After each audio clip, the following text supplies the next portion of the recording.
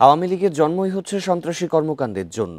তাদের দোসরদের কোনোভাবেই ক্ষমা করা যাবে না বলে মন্তব্য করেছেন বিএনপির নির্বাহী কমিটির সদস্য রুহুল কুদ্দুস তালুকদার দুলু। শুক্রবার বিকেলে নাটোরের সিংড়ায় উপজেলা বিএনপির জনসভায় তিনি একথা বলেন।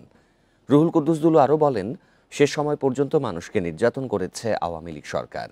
এর জন্যই দেশের মানুষ তাদের ঘৃণা ভরে প্রত্যাখ্যান করেছে। ভারত বাংলাদেশে দাঙ্গা সৃষ্টি করতে চায় বলেও উল্লেখ করেন তিনি।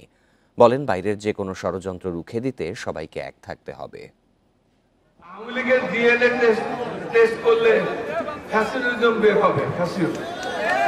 সন্ত্রাস যে ফ্যাসিস্ট, ওদের ডিএনএ টেস্ট করলে এই ফ্যাসিজম বের হবে। কারণ আওয়ামী লীগের জন্মই সন্ত্রাসের মধ্যে দিয়ে জন্ম।